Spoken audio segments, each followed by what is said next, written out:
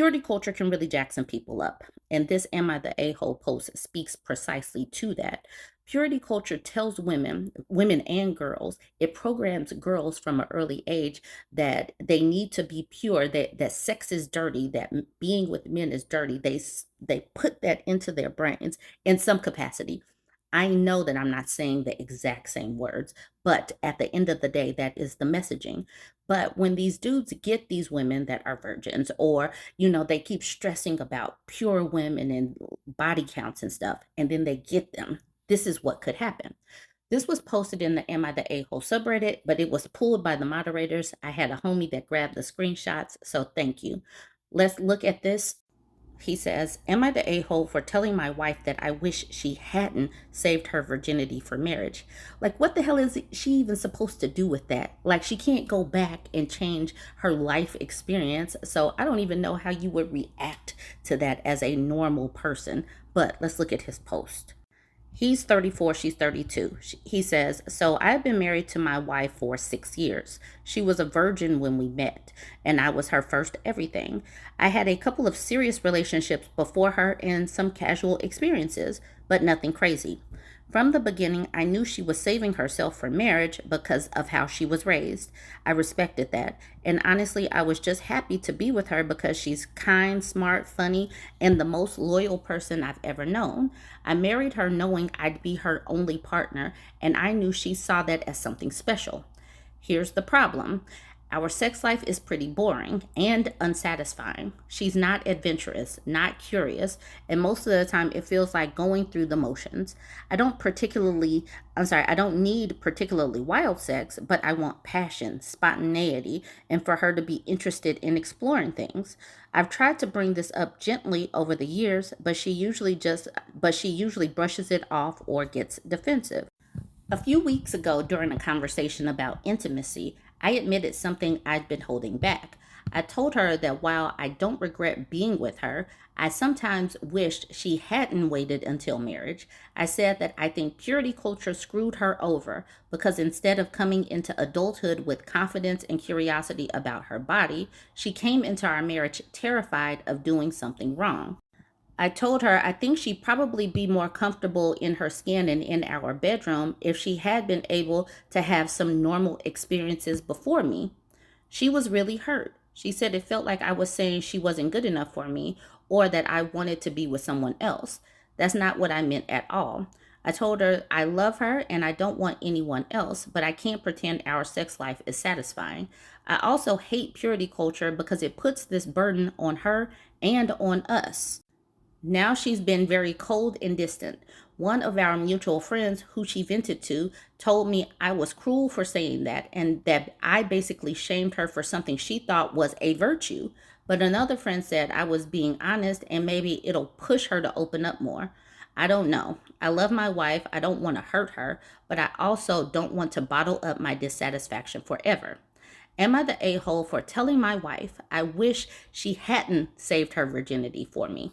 Like I said in the beginning, I think purity culture messes everybody up because this woman, like he said right here, she thought it was a virtue to be pure. And other women who don't even get picked think that if I do everything right, if I follow these rules, everything will be great. But also, you have this body, it's made to explore, but like purity culture stifles natural curiosity about everything.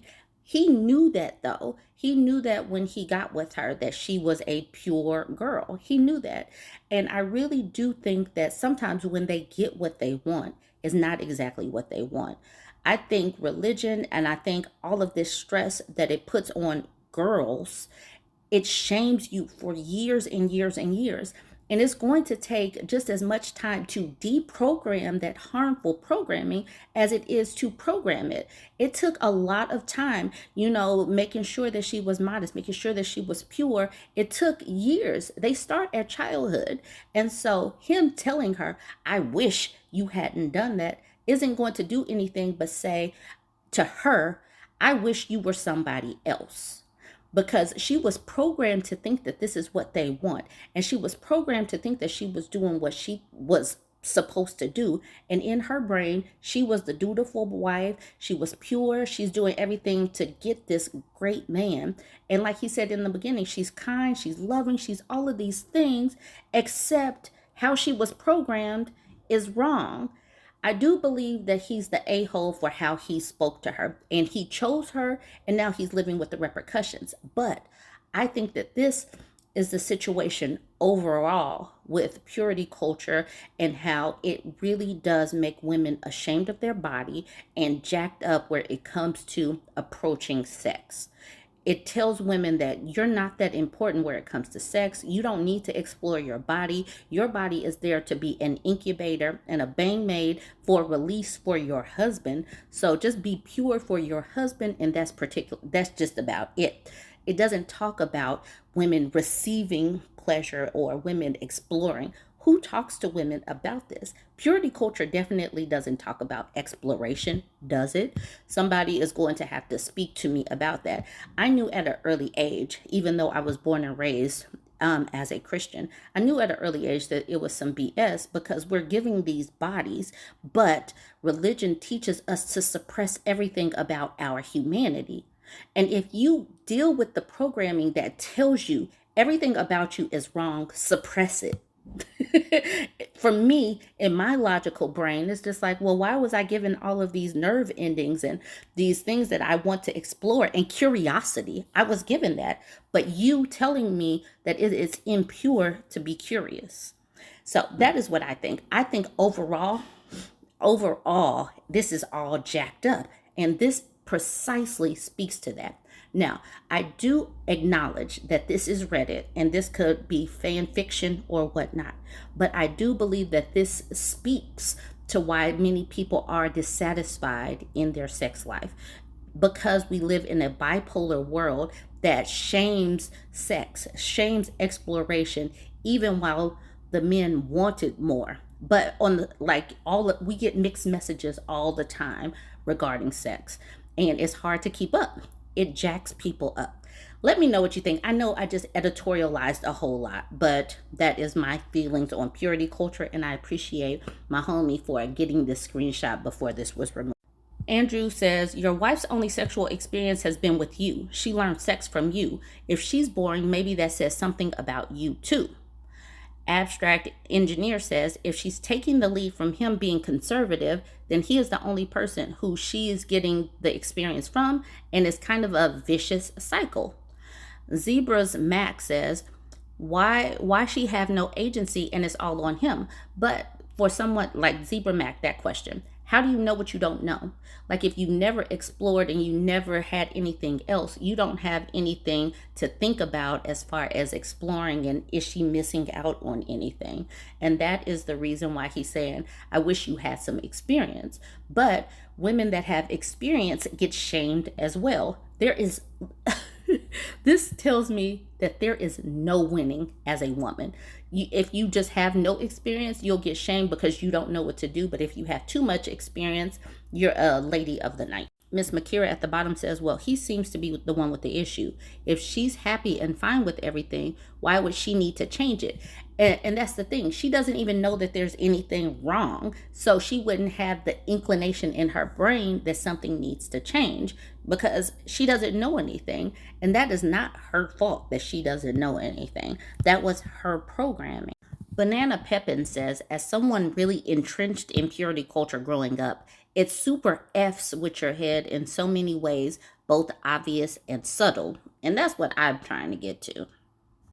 Melina says, maybe sometimes, but let's not ignore that the reason someone chooses to wait matters.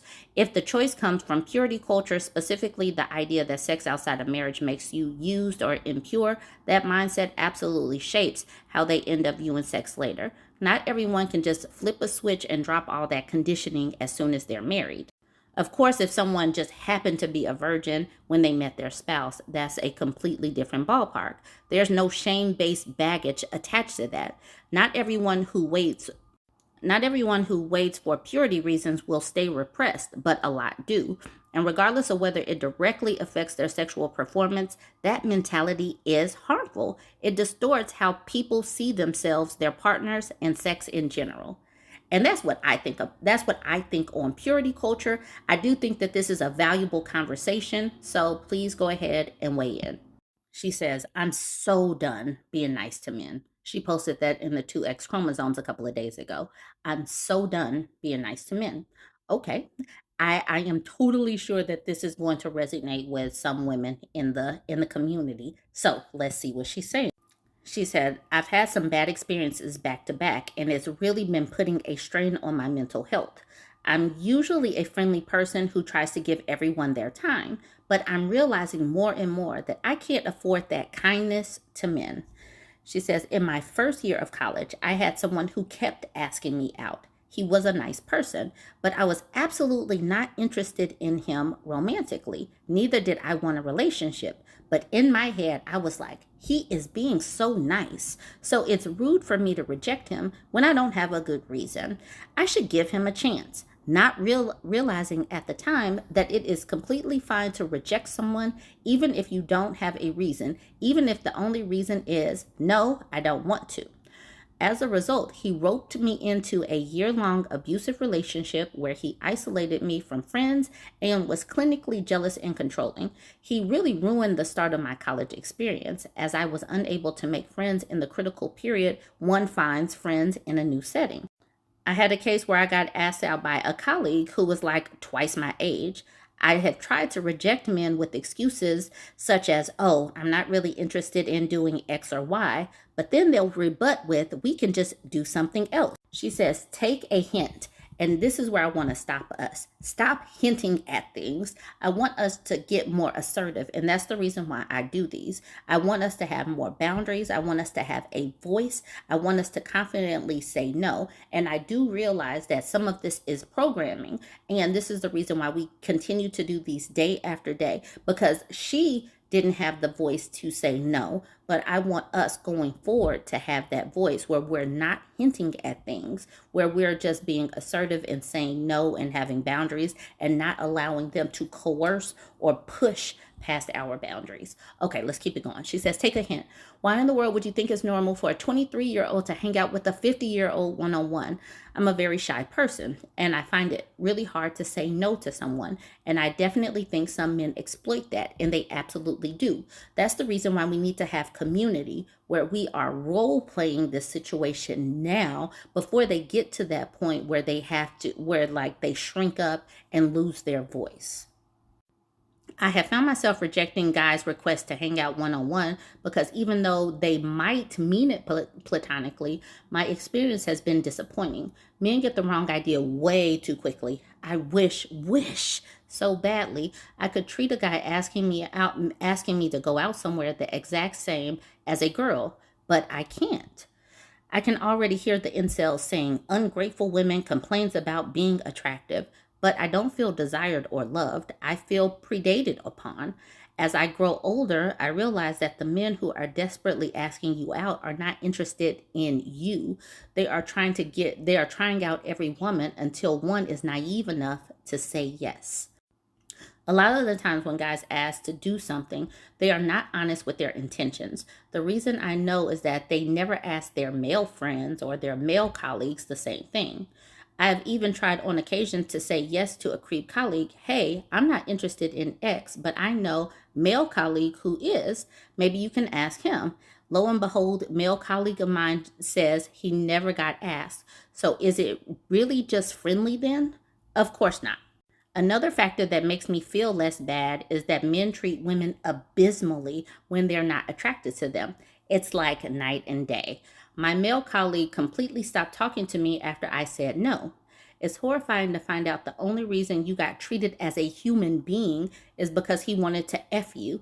And now that you won't F him, there's no reason to even acknowledge your existence. If you only read the anecdotes here of older or, God forbid, fat women being friendly to men, you will understand what I mean. I sometimes even went out of my way to dress down at work because I didn't want that kind of attention. Of course, I know the concept of that is problematic because no matter what you wear, you aren't asking for it. And I know that women struggle with that, but women still try to put on whatever protective armor they can figure out in their brain. So yes, she knows that it's problematic, and most of us with sense knows that it's problematic. But when you're trying to find anything that you think you can protect yourself from them, you do that. Anyways, that obviously didn't help. So now I'm just completely over it. It's not all men, but enough men that I have become hyper vigilant of it.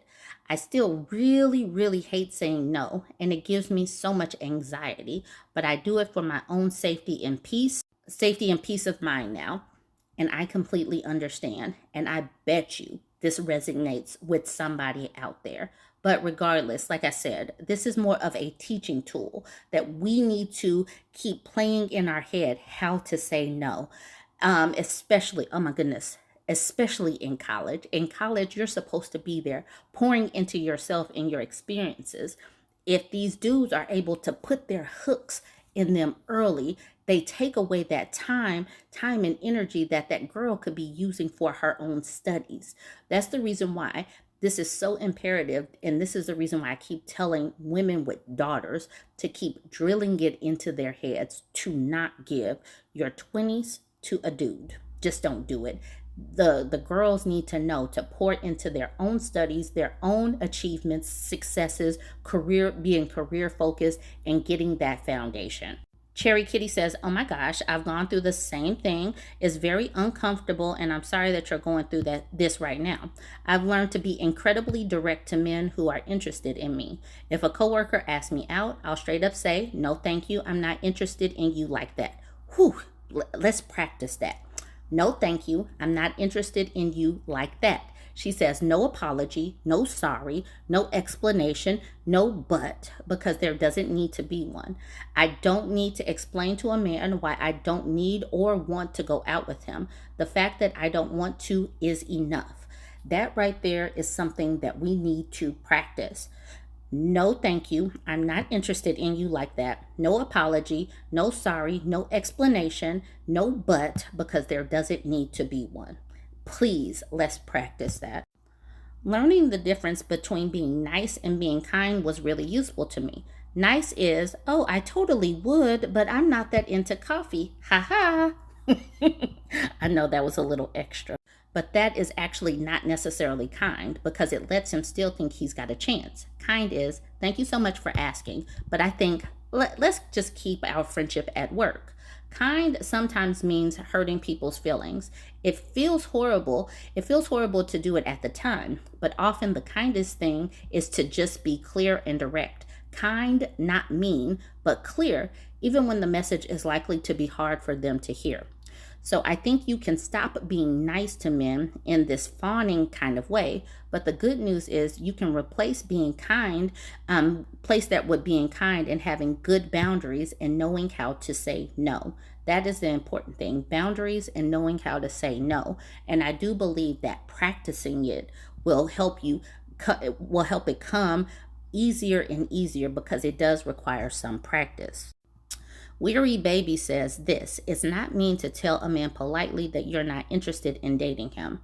If a female coworker asks if you wanted to go for a drink after work and you reply that you don't drink, she would absolutely feel within bounds the following week to ask you if you want to grab lunch together. Similarly, men may not interpret 'I'm busy that day' as a no. They may just think you're busy and ask again. Be clear. Don't expect men to take a hint. Just tell the truth. 'I'm flattered you asked, but I would rather not.' Or I'm not interested in a social relationship. Thank you." And also, if you need to be mean, be mean. I start with polite, but pushy men deserve to get firmer responses.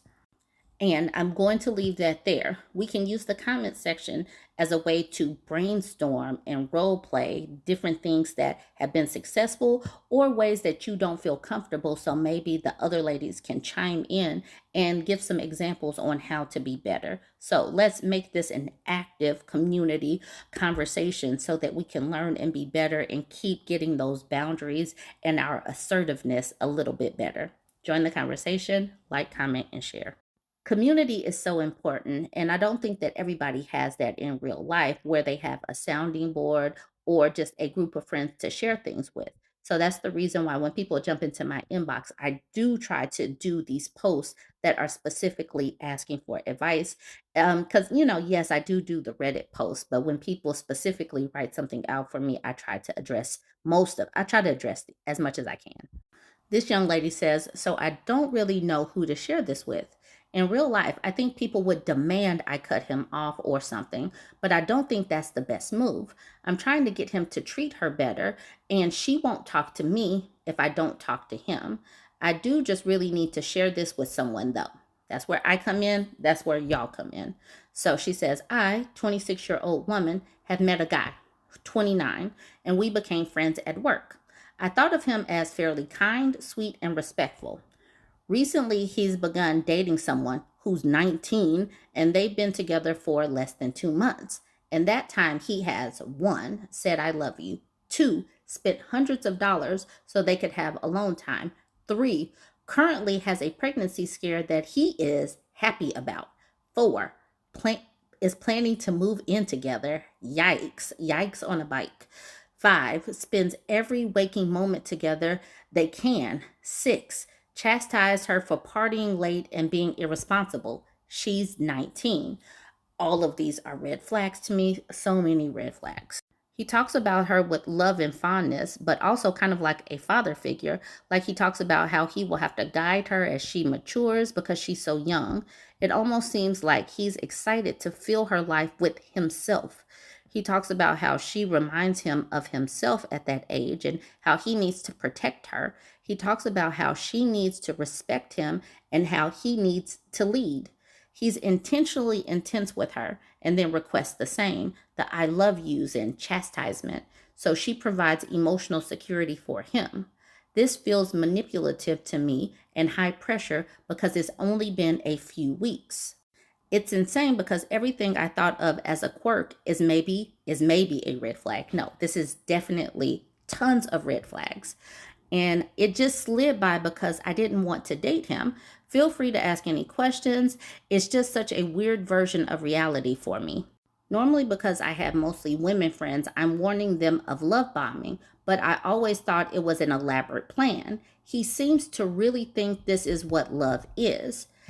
Intentions mean absolutely nothing in this. It does not matter what he intends to do. What he absolutely is doing is love bombing her, and she's 19 years old, and she doesn't have the experience to fight back against this. This is a mess of massive proportions. Already chastising her for partying. This is what 19-year-olds are supposed to do. Spending every waking moment together means isolating her and making sure that she doesn't have the opportunity to cultivate her relationships with other people. Planning to move in together. We've already seen what could happen with women, especially these young women who put their trust in these people and they have no plans, B, C, D, all of the plans. This is already so harmful. But as an outsider, outside of the relationship, I don't know what this woman should do because, like she said at the very beginning, if she cuts this man off, she cuts off access to the 19-year-old. And she wants to, line step as much as she can. But we can already see that if this 29-year-old has a game plan to isolate her and then start controlling her and doing all of these things to get his hooks, he's doing all of the things to get the hooks in early. And he's so far being successful. The ladling on of the I love yous and the spending all of your waking moments with somebody, that is, that brings in those happy hormones. And if you are only 19, if you're really young, you don't know how to distinguish that love bombing versus love. Love, you have the opportunity to grow with a person, is not just intense and all at one time. So honestly, I wanted to do this. I wanted to share with the group because I honestly don't have the advice that to give to this young lady, the one that is reaching out to me, because I do absolutely believe that she should stick and stay because she could be the lifeline to the 19-year-old. And I think that that's important. She's already seeing the red flags with her coworker. The coworker is absolutely manipulative and she sees that. but the 19-year-old does not. And if the 19-year-old does everything with this man and, foregoes her own friendships and all of this, she won't have anybody else to reach out to. So I do think that this 26-year-old woman that's reaching out to me should absolutely stick and stay. But beyond that, I don't have advice. So that is the reason why I am putting this out there for the community. Y'all, what should she do? Join the conversation, like, comment, and share. Some people were doubting the validity of all of the text messages that we were reading yesterday. Some people were. Now, I do believe that this is the actual exchange. And then when the FBI, under the leadership of Kash Patel, got a hold of it, they just moved some things around just to, maybe confuse us a little bit. But I absolutely believe that this screenshot that I have received from sources is spot on. This is from Tyler James Robinson, and I absolutely believe that this happened. Tyler James Robinson. Hello, roommate and lover. It is I, Tyler James Robinson. Hello, Tyler James Robinson. As a reminder, my pronouns are she, they. You're never going to believe what I did. I was the one who killed Charlie Kirk. What? Yes, I did it. Let me tell you all of the details here in writing so that you know everything. But you need to promise me you will never show this chat to anyone, particularly the FBI, which is much better run now that Kash Patel is in charge. Yes, I promise. Please start at the beginning and spare no detail. Okay, well, I started planning in earnest approximately 1 week ago. I did very detailed reconnaissance of the site, which I learned how to do during Antifa boot camp. But why did you do it? What would you say your motive was? Well, roommate lover, as you know, I have been radicalized online by leftist propaganda, and I had to use violence to suppress free speech I don't agree with, as is our way. Scene in. This is probably very likely could be what actually happened, and Kash Patel, he's so good. His former career as a podcaster led them to this moment. So y'all needed to see the actual text message exchange. Let me know what you think. I had, past tense, the opportunity to take out Charlie Kirk, and I'm going to, future tense, take it. I had the opportunity, past tense. I'm going to, future tense. Now, what's with the tense change here? Unless somebody is writing this after the fact. Never mind the fact that this reads like a 50, 60-year-old person wrote it. But to be honest, I had hoped to keep this secret till I died of old age. I had hoped to keep this secret till I died of old age. So I left a confession and a detailed outline in text, admitting to everything. They grabbed some crazy old dude, then interrogate. How would he know that? He was on the run. How would he know who the police had in custody? My drop point? Vehicle lingering? These are very specific words used by a very specific profession. Just like the word squad car. These are very specific terms. And here, what a strange thing to say after having allegedly just killed somebody. The only thing you're worried about is what your grandpa will say about the weapon. And here, remember how I was engraving bullets? The fucking messages are mostly a big meme. Why would he have to explain that to someone? Why would he have to explain that to someone his age? Are mostly a big... Who says that? Who says that unless they are someone who doesn't understand it and they're trying to explain to someone else who doesn't understand it? Like perhaps somebody in their 50s to 70s trying to explain this to somebody in their 50s and 70s. Now, one of my neighbors here is a deputy for the sheriff. That is such a technically accurate way of explaining someone's role, a deputy for the sheriff. Most people just say cop, especially people his age. The person writing this would have to have an intimately familiar knowledge of the fact that a deputy is for a sheriff. I'm still okay, my love, but I'm stuck in Orem for a little while longer yet. Shouldn't be long until I can come home, but I gotta grab my rifle still. It reads like somebody in their 70s wrote this.